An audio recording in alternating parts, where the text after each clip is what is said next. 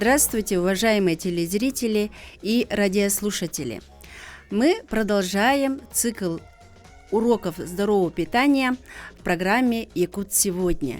Ведущая я, врач-диетолог, кандидат медицинских наук Савина Анастасия Дмитриевна. Этот проект «Школа здорового питания» работает с 2021 года в Государственном бюджетном учреждении Республики Саха-Якутия Республиканский центр общественного здоровья и медицинской профилактики. И с нами сегодня вместе многодетные мамы, это наши гости, участницы проекта «Преображение». Это совместный проект Министерства здравоохранения Республики Саха-Якутия, Министерства спорта и Министерства труда и социального развития и других ведомств. С нами в студии сегодня работают Мария Новгородова и Михаил Эверстов. Давайте познакомимся с нашими гостями. Давайте. Мария, мама 3 детей. Очень приятно. Марина, мама тоже 3 детей. Екатерина, мама 4 детей. Здравствуйте, меня зовут Алена, я многодетная мама 5 детей, 2 сына и 3 дочки. Наоборот, извиняюсь, 3 сына и 2 дочки. Очень хорошо, очень хорошо. Давайте мы вспомним, сегодня у нас будет второй урок, посвященный пищеварению, природе пищеварения. Но давайте вспомним, что мы проходили на первом занятии. Мы говорили тогда о природных законах питания, которые надо обязательно неукоснительно выполнять. Ведь мы знаем, что нарушение любых законов, в том числе и природных законов, это неуловимо ведет к последствиям или к наказанию. Да? И в данном случае, когда мы нарушаем природные законы питания, мы получаем болезни. Давайте вспомним эти законы.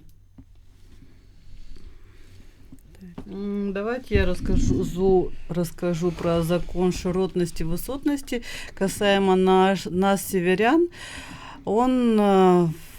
его можно трактовать так, что мы живем в очень сухом, в разряженном климате, воздух очень сухой, и поэтому нам здесь нужно потреблять больше жиров, дабы при дыхании в холодном климате у нас дыхание становится чаще, мы выделяем больше тепла, и нам нужно больше энергии для потребления организмом. Поэтому вот мы должны есть больше жиров и белков. Да, совершенно верно. Самая главная функция жиров – это обеспечение нашего организма кислородом. А мы живем в экстремальных условиях, и жиры нам в рационе, полезные жиры, они необходимы. Давайте еще вспомним другие законы.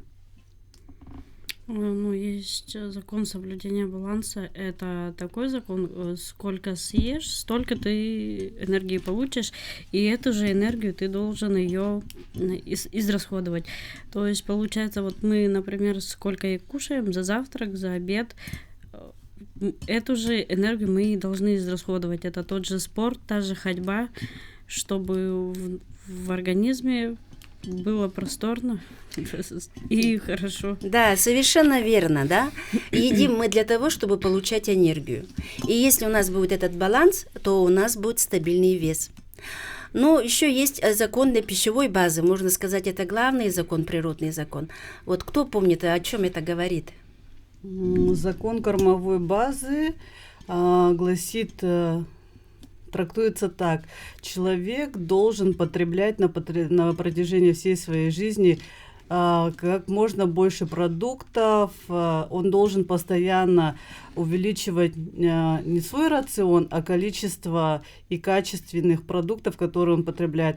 И тогда на протяжении жизни у человека слаживается его вкус, и он уже организм, если существуют какие-то дефициты, он может подавать сигналы о том, что человек, вот, допустим, омега-3 не хватает, и у человека, хочу рыбы. Совершенно или там верно. Жиров не хватает, человек пошел в поход, хочу сала, энергию надо потребить. Соответственно, вот человек должен свой рацион расширять. Совершенно верно, да, и причем расширять продуктами, природными продуктами, цельными продуктами, которые дала нам сама природа.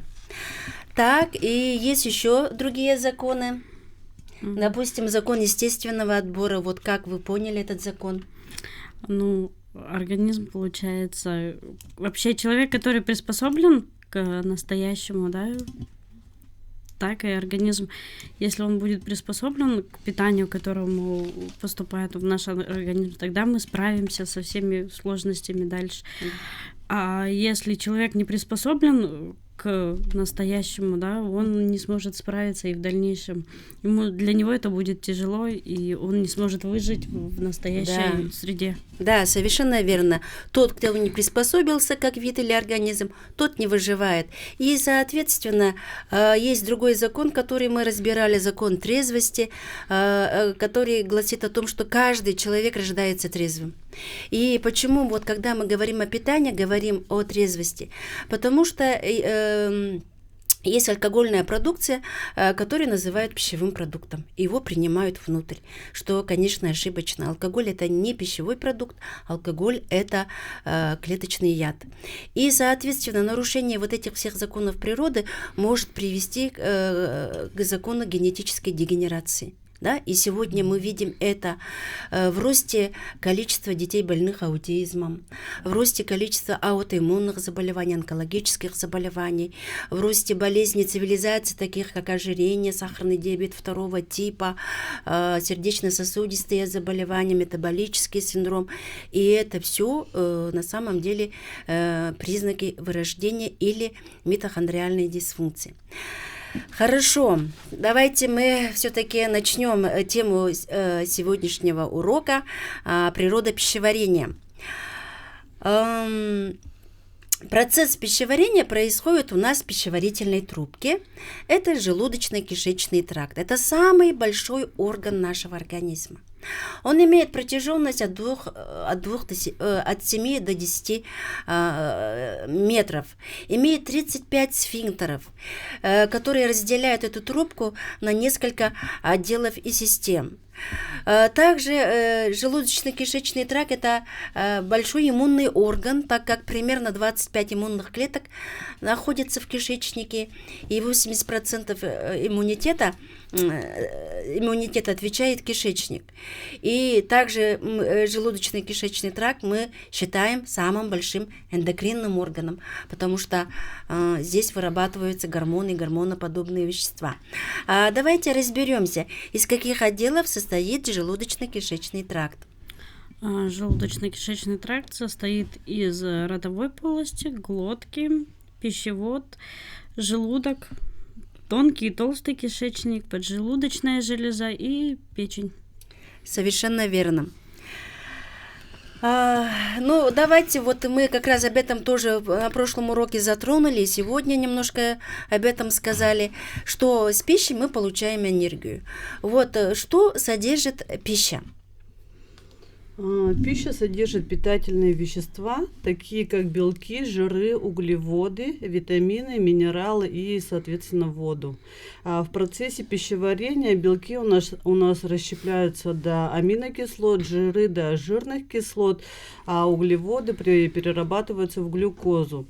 Аминокислоты у нас являются строительным материалом, глюкоза – это пища для нашего мозга, а жирные кислоты, они основную работу несут на наше дыхание, на переработку кислорода и переработку в углекислый газ, так сказать. Да? Участвует в газообмене. Да. Да, совершенно верно. И также в процессе пищеварения образуются токсины, которые у нас выходят вместе с калом. Да, обязательно при расщеплении вот таких, казалось бы, полезных веществ получаются продукты распада, особенно когда расщепляются белки и жиры, и они, конечно, должны выводиться каждый день.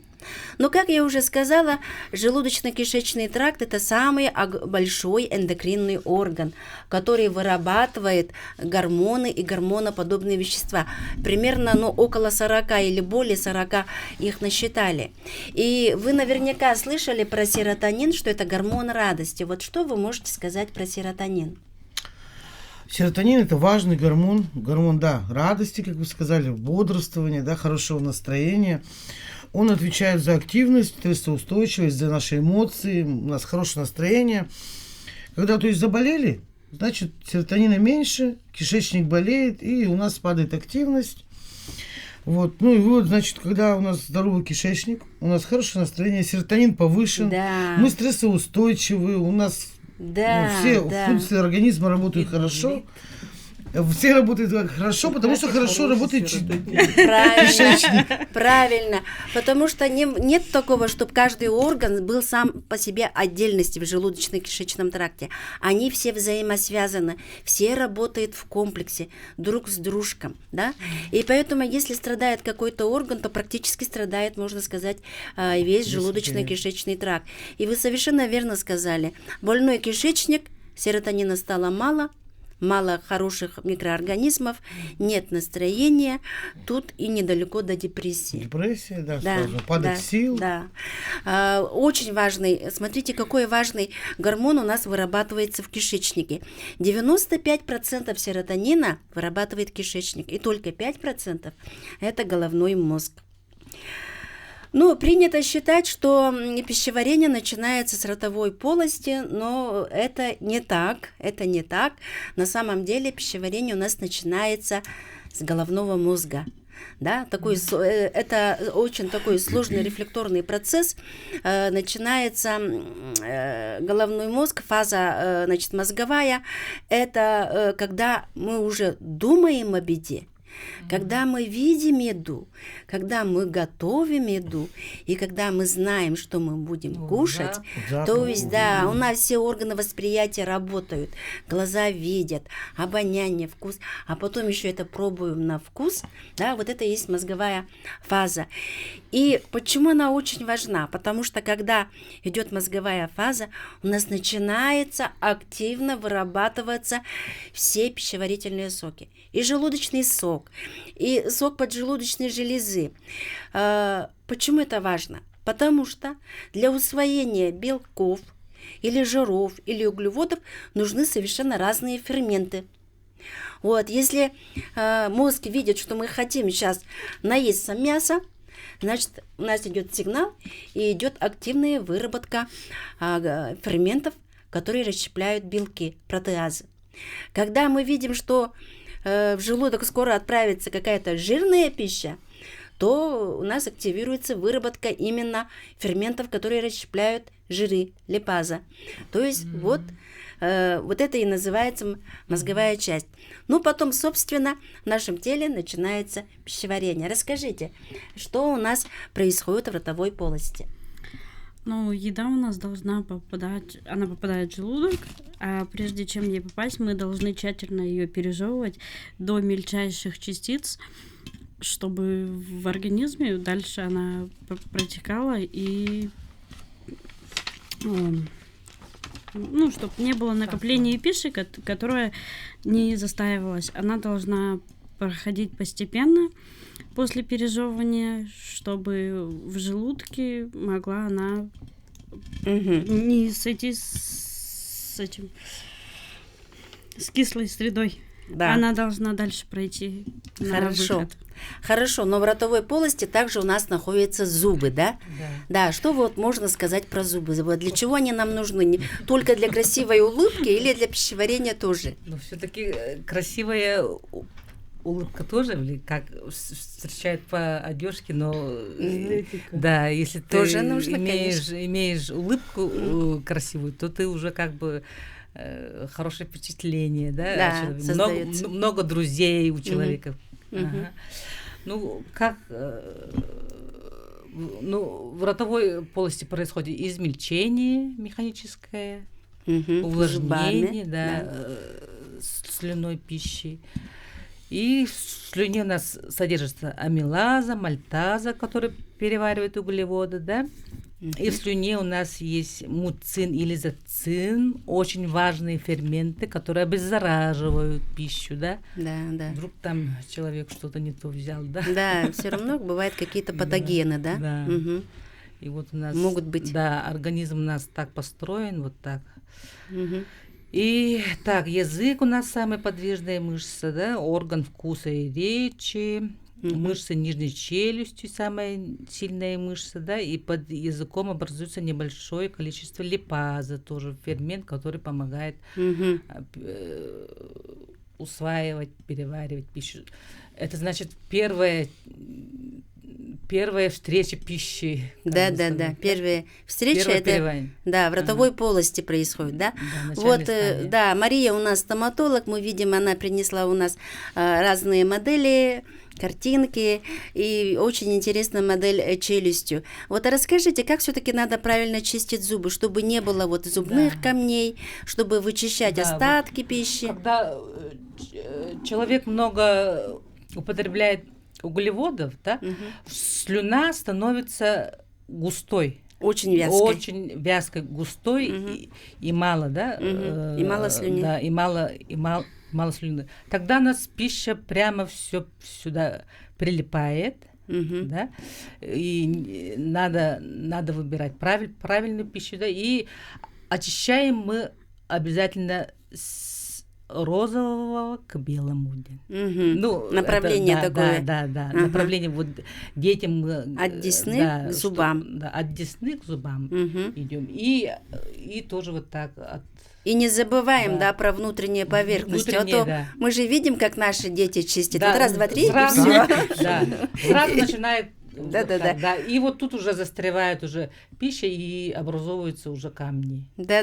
Там уже гингивит, пародонтоз и все на свете. Вот смотрите, какую важную роль играет уже ротовая полость в пищеварении.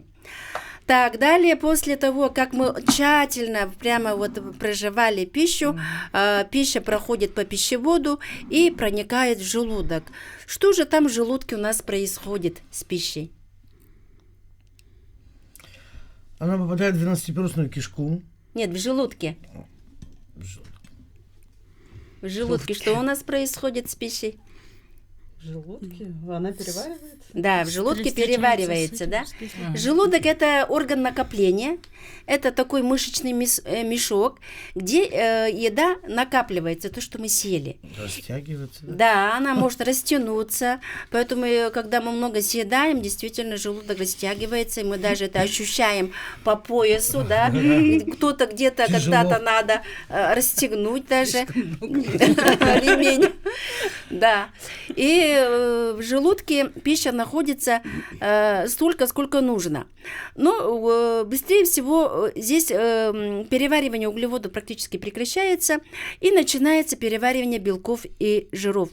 Белки чуть быстрее перевариваются, а вот жирная пища может перевариваться очень долго, прямо до 6 часов. Да, это тоже надо учитывать. После того, как частично это все переварилось, из желудка порциями еда поступает дальше в двенадцатиперстную кишку. Что же там происходит дальше? В двенадцатиперстной кишке все переваривается. Белки, жиры, углеводы. Окончательно, Окончательно все переваривается, но это все благодаря поджелудочному соку, который, железы активизируются все, ну, и все это все начинает у нас работать, да. При достаточном только количестве желчи, ну, то есть она должна в достаточном количестве должна вырабатываться, чтобы все это. А она, в свою очередь, отвечает за вот это обеззараживание. Да, совершенно верно. Это третий уровень уже у нас идет. Обеззараживает все вот это вот, все, что у нас проходит. Организм уникальный, да? Совершенно уникальный. Прям смотрите, сколько уровней, да, вот уровней защитных придумала. Это слюна, да, сначала. Потом желудочный сок очень концентрированный. Потом желчь, да. И далее у нас еще есть кишечник. 4-й уровень. Там уже работают наши полезные микробы. Они тоже обладают таким обеззараживающим эффектом. Именно питательные. А мы раз думаем, съели и все, да, а оказывается такой большой сложный процесс, одного кусочка хлеба, да, или одной шоколадки. Да, и смотрите, по этажам, да, сразу минуя ничего не попадает в кишечник. Все должно пройти по всем этажам, где нужно задержаться, где нужно расщепиться до конца и так далее. Вот так мы Да, и скоро, значит, будет маленькая реклама. Оставайтесь с нами, мы вернемся.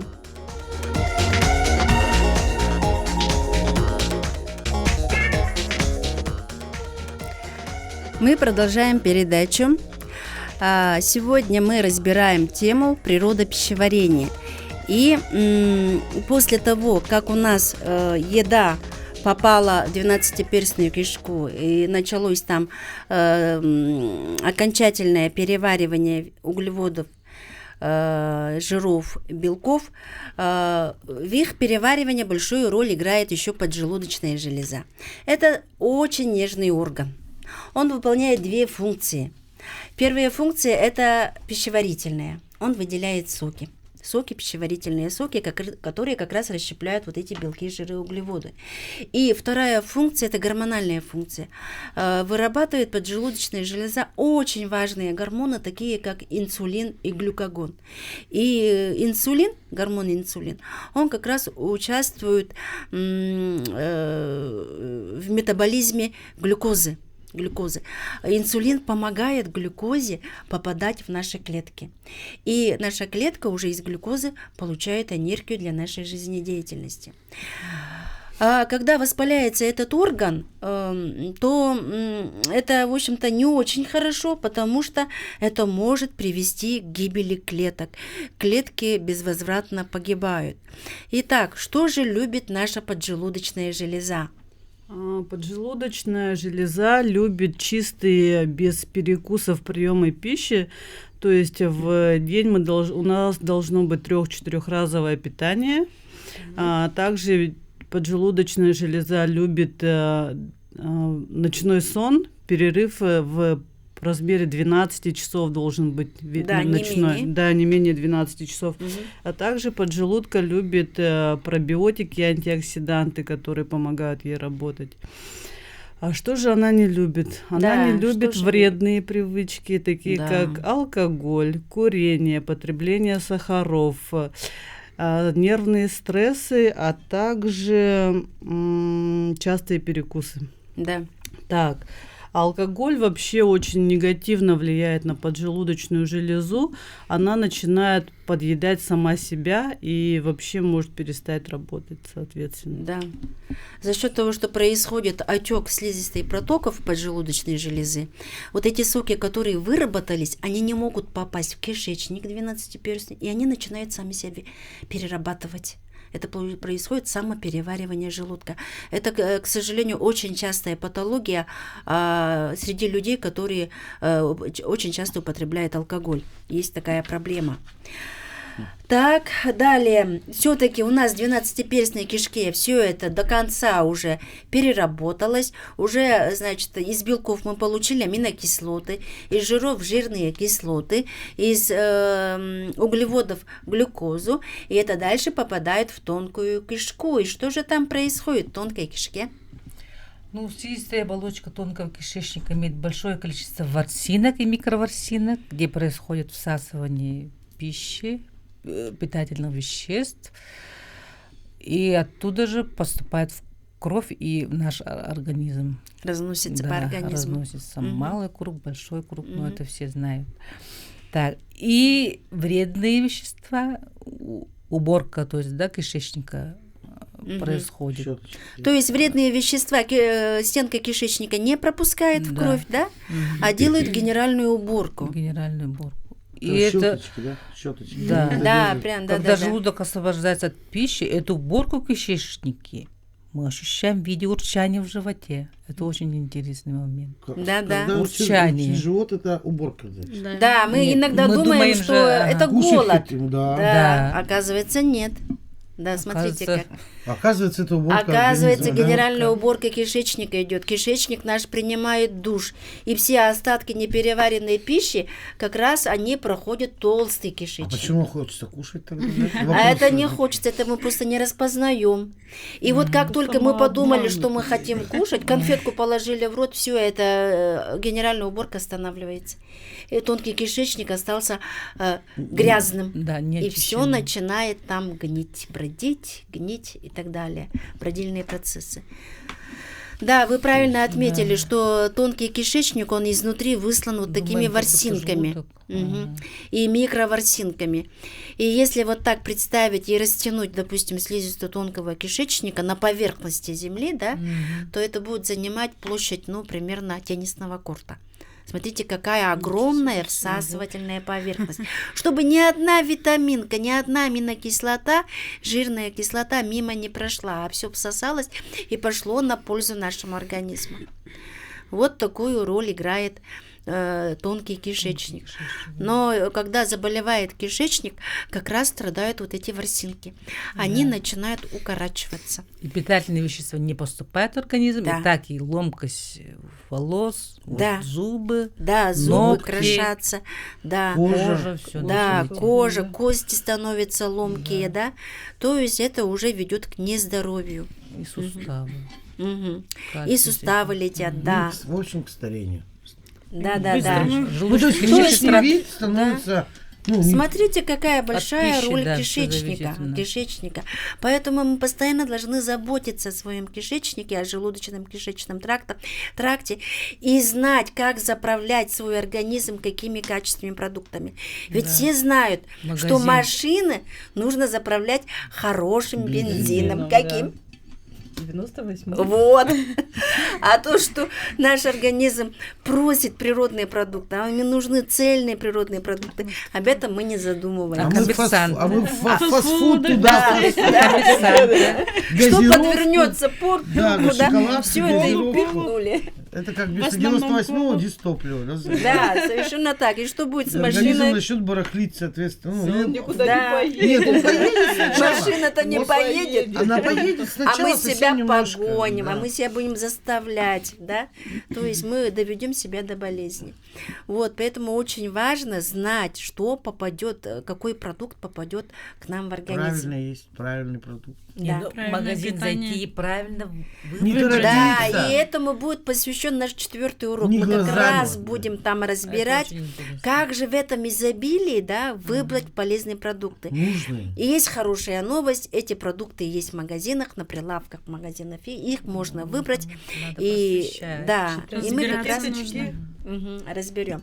Ну все, а дальше у нас пищевой комок передвигается уже в толстый кишечник. Что же там происходит в толстом кишечнике? Какова функция толстого кишечника? Переваривание. В толстом кишечнике вода всасывается минимум 10 литров за сутки, Да, это первая его функция. чтобы продвигать дальше пищевые отходы. В день у каждого человека должно быть 3, минимум 4 раза стул. Да, это столько сокращений должно быть. в Но день. бывает индивидуально, у кого-то доходит до 1 раза, и для кого-то это является нормой. Да, совершенно верно. Вот.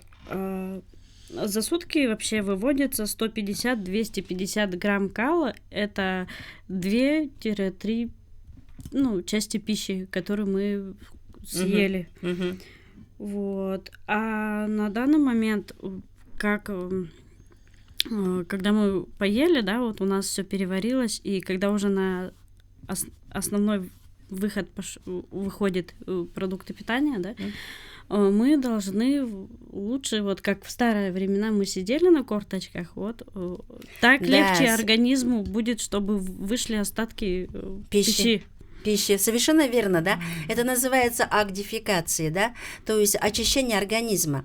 И, к сожалению, вот мы сидим на унитазе уже сколько лет, наверное, 100 лет сидим на унитазе, да? Как на стуле, на троне восседаем. И за счет этого тоже пошли проблемы с очищением кишечника. Самая лучшая поза действительно на корточках. Но в толстой кишечнике еще обитают у нас микробы, микроорганизмы. Как полезные, так и не очень полезные. Но когда полезных микробов больше, примерно 90%, то неполезные микробы, они нам навредить не могут. И поэтому мы постоянно должны их тоже кормить. Вот сделали себе нашу тарелку, набрали, и мы должны посмотреть, а положили мы туда клетчатку, пищевые волокна для нашей микробиоты. Именно вот дружественные микроорганизмы, они очень любят клетчатку. пищевые волокна.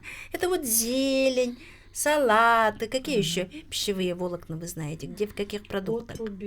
Отруби. Ягоды, фрукты.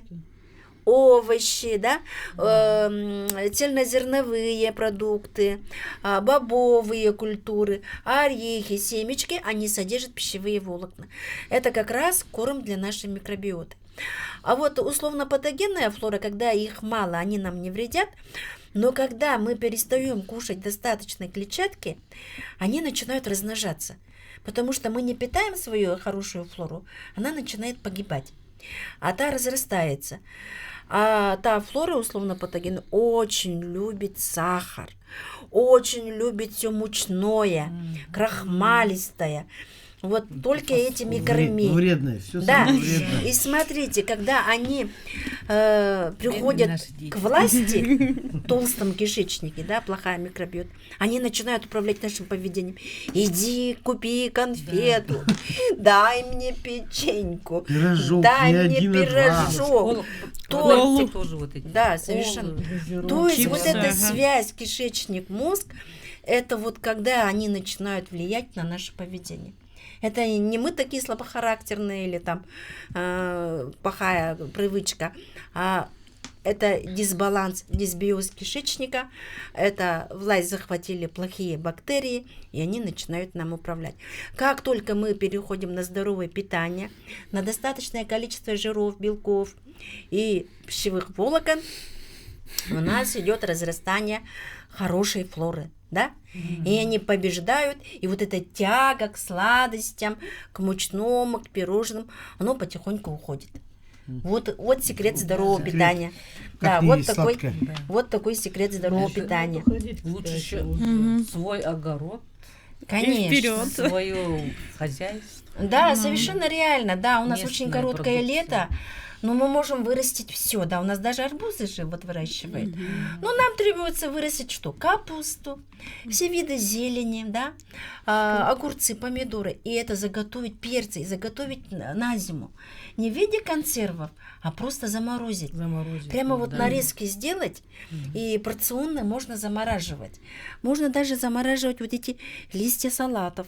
Можно прямо в вакуумной упаковке и замораживать. Много места не занимают. А ягоды наши. А ягоды? Варенье же Брусника, варят брусника, просто ага. растет. Да. Питательные вещества уходят. Да. И Тоже варенье, конечно, хорошо, если домашнее варенье, 1-2 чайные ложки с утра, ничего страшного в этом не будет, да? Ну, Плохо, одна-две. да, плохо, когда мы прям пиалами в каждый прием пищи это кушаем. Вот. Но лучше всего ягоду кушать в таком свежем виде, в свежезамороженном виде. Поэтому летом обязательно надо заготавливать. Вот что вы любите заготавливать? Какие ягоды заготавливаете с лета? Черную смородину. Да, это Бруснику. это вообще чемпион по витамину С. Я бруснику, черную смородину, Красную облепиху, смородину. красную смородину. Ну, прекрасно, прекрасно. На Также, севере у нас морожка тоже, витамин С. Да. И Дорогая. Золотая. ну, это золотая, севере да? они Ну, смотрите, вот замораживают. вообще, да, вообще, чем севернее, чем суровее условия, чем питательнее вот эти Голубика. природные Голубика, ресурсы. только хотел сказать, голубика. голубика Да. вообще. Да, Хотела да. сказать. И ученые доказали, что у нас в арктических районах ягода намного слаще, вкуснее, чем, допустим, в центральной и в южной Якутии. Вот в Санкт-Петербурге брусника есть, как бы, да, там он у них растет. Да. Но вот мама у меня живет там, она говорит, вообще, вот по сравнению с нашей, с якутской, брусника, Не то, да, вообще, она Рядом говорит, не стоит. рядом даже не стоит, даже Да. на вкус, говорит, Да. другая. А у нас какая вкусная, же вот так можно. У нас У все нас сама вкусное, природа. у нас, да, у нас натуральная. и мясо вкусное, и молочка, которую они дают вкусное. У нас все очень вкусное, потому что у нас вот такой уникальный климат. За короткое лето они успевают напитывать все самое хорошее, что есть. Так, и еще у нас В есть... лес по ягоды. Обязательно надо ходить в лес по ягоды. Это, во-первых, не только вот как бы для хозяйства нужно, да, для организма, Физическая но нагрузка. ведь это еще единение с природой. Городские дети Да. же не знают. Да. Поэтому надо возить. А именно на природе мы напитываемся энергией, Свежим воздухом. Да. уходит. дышим свежим воздухом, снимаем стресс, да? Усталость. Да, И получаем. опять же физическая нагрузка, ходим, нагибаемся, собираем, да, Ну, ну. наши дети, наверное, не будут собирать. Это вот Нет. мы Нет, это будем. надо мы- приучать, мы это надо ходим, приучать. Должны пойти, Да, да. родители. Ходим, А это мы должны родители. воспитывать в Нет, мы детях. собирали. Не, мы с детьми Ну, ходим. мы собираем, знаете как? Я Дети собираю, что? они нагибаются и едят. Пусть. Одну туда, 3 туда. Правильно. С этого начинается, а потом уже будут помогать. Итак, мы еще не поговорили про печень. Печень – это самый крупный орган нашего тела, да? Примерно 1,5 килограмма весит. И это наша фабрика, биохимическая фабрика, которая очищает кровь от всего вредного, что туда попадает. И поэтому печень мы должны беречь. Беречь как? Питаться только натуральными продуктами, которые может печень перерабатывать. Если мы кушаем вот эти современные продукты, в основном синтетические, то печень тоже может не успевать это все переработать. И особенно если мы очень любим все сладкое, все на фруктозе и увлекаемся фруктами, бывают люди килограммами кушают фрукты. Почему-то они считают, что это здоровое питание. И Да? неизвестно откуда Неизвестно привезли откуда Чем привезли. накачанные, чем, Да, ну, да. Во фруктах есть природный сахар фруктоза. Когда слишком много фруктозы, печень не может переработать эту фруктозу, а просто берет и откладывает ее в жир, превращает ее в гликоген. Да? Наша печень способна переработать, вот рассчитали, где-то 25 грамм фруктозы. Это 1 фрукт в день. Ну, примерно вот размером с кулак. Он это спокойно вот эту фруктозу переработает. Что сверху, это уже нагрузка для печени. Итак, принципы по любому продукту питания можно сказать. Вот, и смотрите, мы вот сегодня разобрали пищеварительный тракт. И мы разобрали, что они, вот эти отделы, все друг с другом взаимосвязаны. Что не бывает такого, что вот желудок у меня здоровый, остальное все больное, и для меня это, значит, хорошо. Нет. Одна слизистая оболочка на весь желудочно-кишечный тракт. Если есть проблемы в желудке, наверняка будут проблемы и в других отделах. И делая вывод сегодняшнему уроку, надо знать, что идеальное пищеварение начинается именно с культуры питания. Еда должна проходить в концентрации над тарелкой. Мы должны видеть, что мы кушаем. Мы должны наслаждаться этим вкусом. Без гаджетов и книг. Просто наслаждаться приемом пищи. Осознанным приемом пищи. Так, и таким образом хочется пожелать, чтобы мы в следующий раз думали, что мы кладем к себе в рот. Как мы видим, что